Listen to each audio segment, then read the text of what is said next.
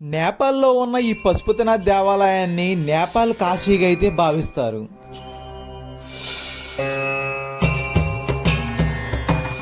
ప్రతి శివభక్తుడు తమ జీవితంలో ఒక్కసారైనా దర్శనం చేసుకోవాలనుకునే దేవాలయం ఈ పశుపతినాథ్ దేవాలయం.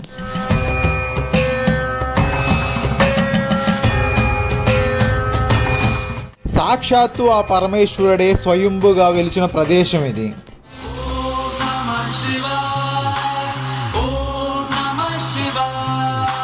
ఈ బాగమతి నది ఒడ్డున పార్థివ దేహాలను ఎలా కాలుస్తున్నారో చూడండి. ఎంతో విశిష్టత కలిగిన ఈ పశుపతినాథ్ దేవాలయం యొక్క విశిష్టతను మీకు తెలియజెప్పడమే నా చిన్న ప్రయత్నం.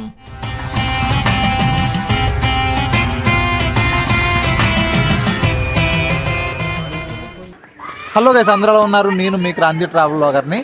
ప్రస్తుతానికి నేపాల్లోని కాఠ్మాండూలో అయితే ఉన్నాను. మన కాఠ్మాండూలోనే తప్పకుండా దర్శనం చేసుకోవాల్సిన దేవాలయం పశుపతినాథ్ దేవాలయం.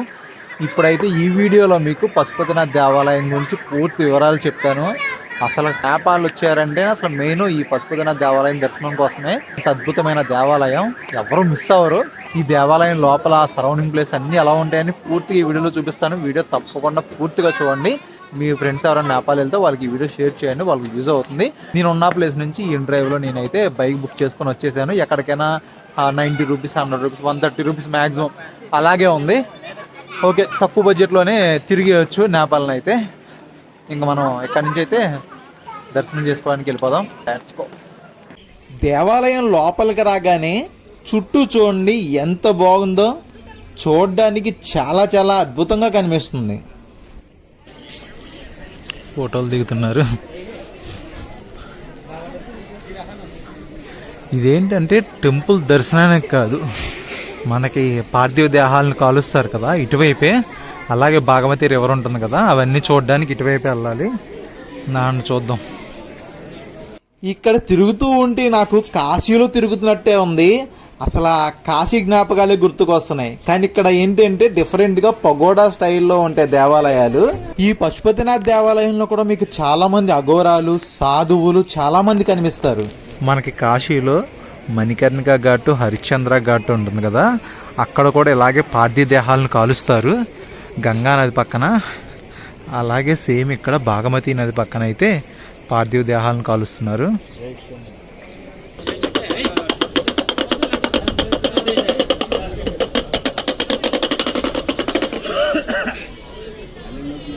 మన భారతదేశంలో మనకి కాశీ ఎలాగో అలాగే ఇక్కడ నేపాల్లో ఈ పశుపతినాథ్ టెంపుల్ అలాగా. ఈ పశుపతినాథ్ టెంపుల్ దగ్గర భాగవతి నది ఒడ్డున పార్థివ దేహాలను కాల్చడం వల్ల వాళ్ళకి ఏంటంటే మోక్షం లభిస్తుందని చెప్పి వాళ్ళు నమ్ముతారు. ఆ చరిత్ర ప్రకారమే ఈ చుట్టుపక్కల ఎక్కడ చనిపోయినా సరే వాళ్ళని అయితే ఇక్కడ తీసుకొచ్చి ఇక్కడైతే వాళ్ళని కాలుస్తూ ఉంటారు. ఒకసారి ఇటువైపు కూడా వెళ్దాము. ఇటువైపు కూడా చూడవలసిన దేవాలయం ఉంది, అది చూసేసి వద్దాం. బాగమతి నదికి ఇటువైపు ఉన్న ప్రదేశాన్ని మృగస్థలి అంటారు. అలాగే ఇటువైపు నుంచి కొంచెం ముందుకెళ్తే పశుపతినాథ్ యొక్క వ్యూ పాయింట్ కనిపిస్తుంది. ఇలాగ పైకి వెళ్తే కనుక మనం అటువైపు గుహేశ్వరి శక్తిపీఠం కూడా ఉంటుంది. ఇక్కడ నుంచి చూసారా పశుపతినాథ్ దేవాలయం యొక్క వ్యూ పాయింట్ ఎంత అద్భుతంగా ఉందో. చాలా బాగుంది కదా. చాలా మంది ఇక్కడికి వస్తారు కానీ దర్శనం చేసుకొని వెళ్ళిపోతారు. ఒక్కసారి ఈ పైకి వచ్చి చూస్తే అద్భుతమైన వ్యూ పాయింట్ అయితే మీరు చూడొచ్చు. మీకు పైన ఉన్న దేవాలయాన్ని కూడా చూపిద్దామని చెప్పి వెళ్తున్నా. చాలా మెట్లు ఉన్నాయి పైకి. ఓ మై గాడ్, కొన్ని స్టెప్స్ అయితే ఎక్కి పైకి అయితే వచ్చాను. పైకి వచ్చిన తర్వాత వినాయకుల వారు దర్శనం ఇచ్చారు స్టార్టింగ్లో. ఇంకా ఇక్కడ కూడా పైన చిన్న చిన్న దేవాలయాలు పురాతన కాలమైన నాటివి చాలా ఉన్నాయి ఇక్కడ. ఇవన్నీ చూడడానికి వస్తూ ఉంటారు పైకి చాలామంది. అక్కడ ఒక దేవాలయం ఉంది, ఆ దేవాలయంలోకి వెళ్ళి దర్శనం చేసుకొని వచ్చేద్దాం. ఇక్కడ మీకు కనిపిస్తున్న చిన్న చిన్న గోపురాలన్నీ గొప్ప గొప్ప యోగుల, సిద్ధుల సమాధులు. ఇవన్నీ ఎంతో మంది సిద్ధులు ఇక్కడ తపస్సు చేసి వాళ్ళు దివ్యత్వాన్ని అయితే పొందారు. చూడండి, ఇదిగో చూడండి, స్టార్టింగ్లోనే గుమ్మం దగ్గర ఇలా చెక్కారు. లోపల శివలింగం ఉంది, అలాగే నందీశ్వరుడు కూడా ఉన్నాడు ఇక్కడ. ఇలాగ ప్రతి టెంపుల్లో శివలింగం ఉంది, గంట ఉంది, నందీశ్వర వారు నందీశ్వరుడు ఉన్నారు. ఇలా ప్రతి దేవాలయానికి చిన్న చిన్న దేవాలయాలు కదా అన్నిటికి ఉన్నాయి అలాగా. ఇక్కడ చిన్న చిన్న శివలింగాలు ఇలా ఉన్నాయి. ఇక్కడ ఇవన్నీ కొత్తగా ఏర్పాటు చేసిన ఇలా ఉన్నాయి. ఒక దేవాలయం కూడా ఉంది. ఇది కొత్తగా ఏర్పాటు చేసిన దేవాలయం లాగే ఉంది.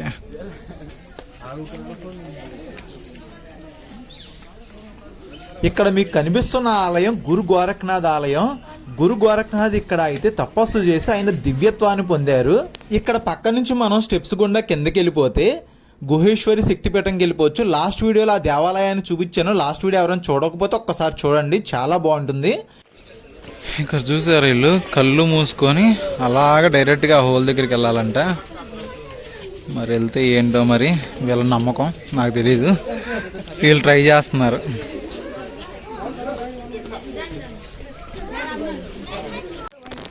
ఏంటి ఎంతమంది ఉన్నారు? ఏం చేస్తున్నాడు? పాము అనుకుంటా. अनि यता पर झुङ्गो बनाउँछ होला रे ना पर्नु यसमा मैले झुङ्गो बनाउने सामान ताल एकछिन बाहिर केही पनि फिटिङ गराएन एकचोटि जसले भने सामान केही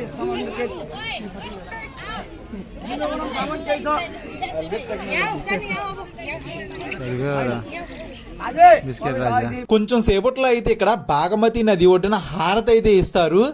మనం అయితే తొందరగా వెళ్ళి దర్శనం చేసుకొని వచ్చేసి ఈ హారతను కూడా చూసేద్దాం. దేవాలయం లోపలికైతే వెళ్తున్నాను, కానీ చాలా బాగా మెయింటైన్ చేస్తున్నారు తెలుసు. అసలు ఇది ఎంతమంది క్రౌడ్ వస్తారు, అయినా నీట్గా మెయింటైన్ చేస్తున్నారు. కొంచెం మొత్తం డస్ట్ ఏమీ లేకుండా.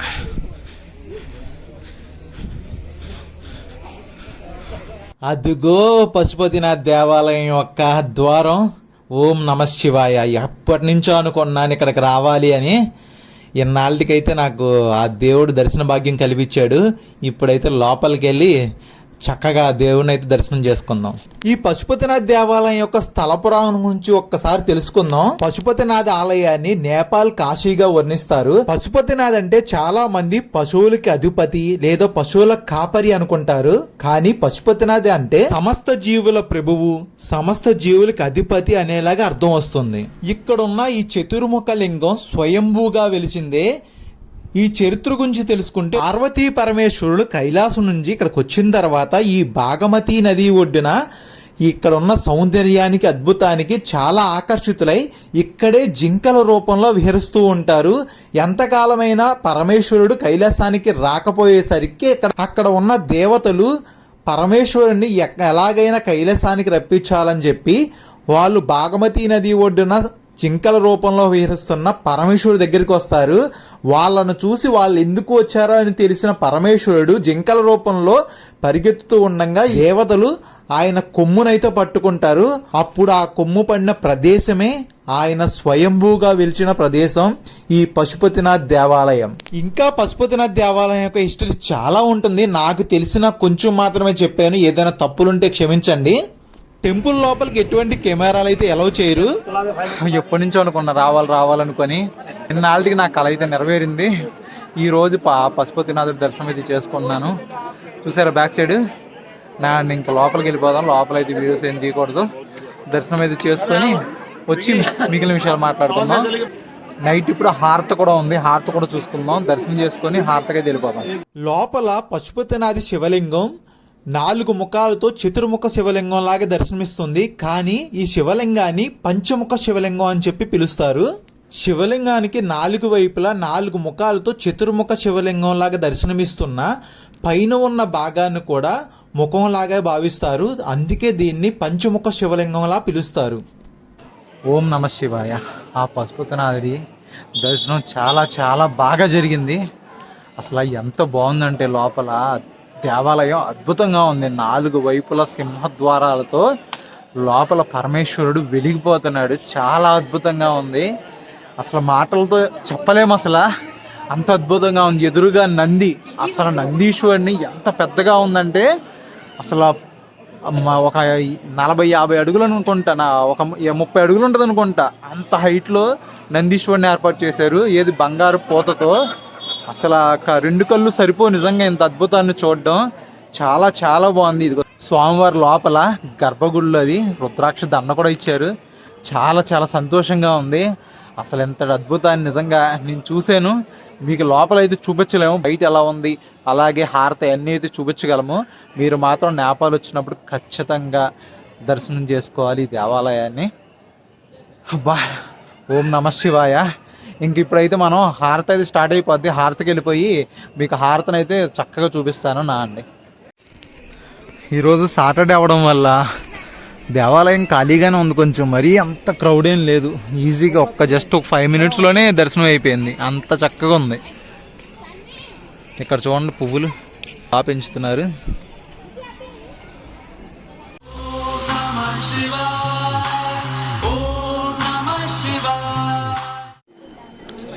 హారతికి చూడండి ఎంతమంది ఉన్నారు, ఆ చివరి వరకు ఉన్నారు.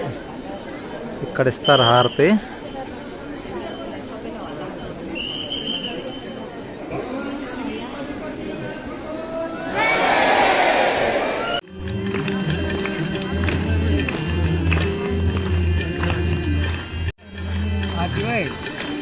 वीडियो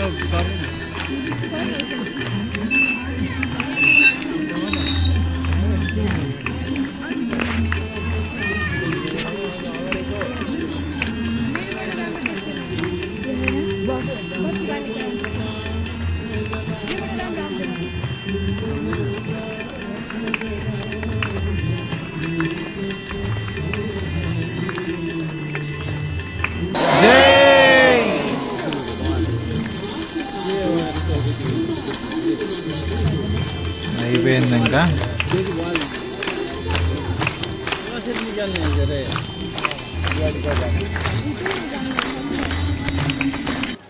చూసారు కదా వీడియో. హారతి కూడా చాలా బాగా జరిగింది కదా, చక్కగా చూపించాను.